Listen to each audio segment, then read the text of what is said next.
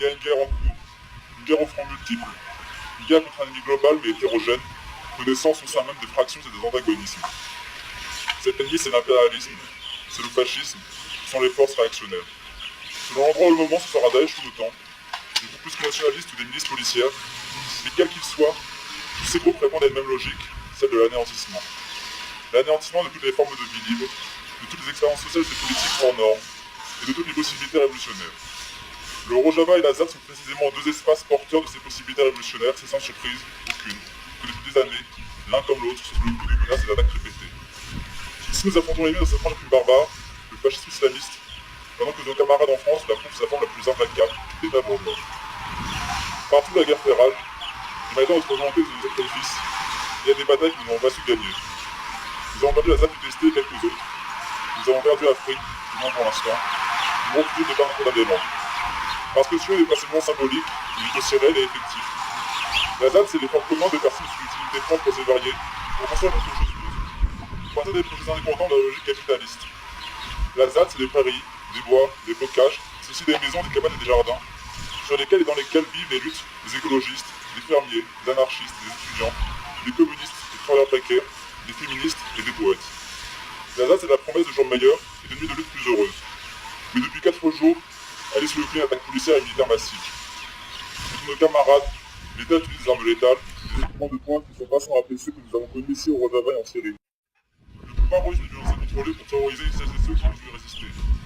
Macron, nouveau monarque de France, ne saurait tolérer la moindre sédition dans son empire. Il y a quelque chose de frénétique dans son application pour éradiquer ce qui serait se conformer à son monde. C'est bien là le problème. Il y a deux mondes, le leur et le nôtre, en trois collisions, et qui sauraient coexister. Depuis plusieurs semaines, les étudiants, les cheminots et les hospitaliers sont en lutte contre les lois qui accentuent davantage la sélection sociale à l'université, la détérioration du service public ferroviaire ainsi que celui de la santé.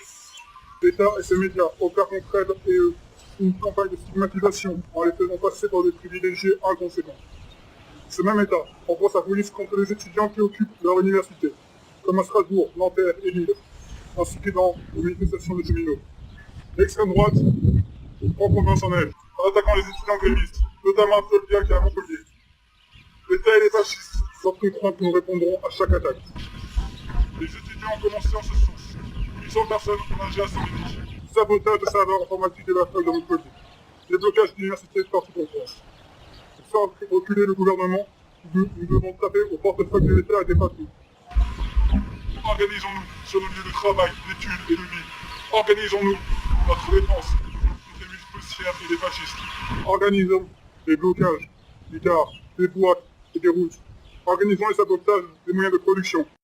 Organisons la solidarité et les actions entre tous les secteurs en lutte. Organisons la grève générale, bloquons tout.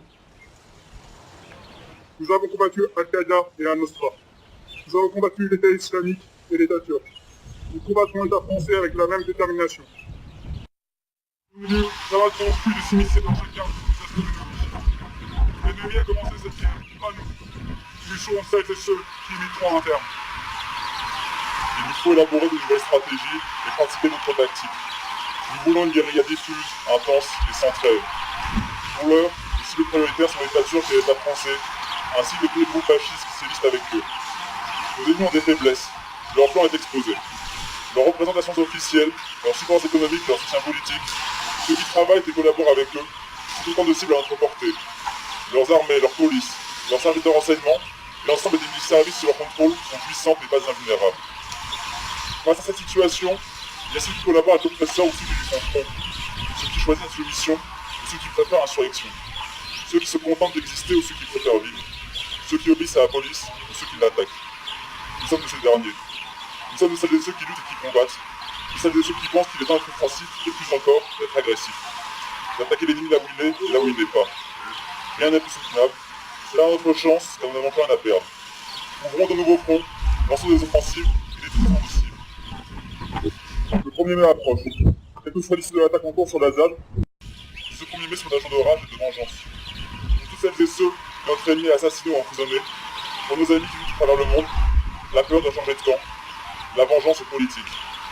De la France au Rojava, vive l'internationalisme, vive la révolution!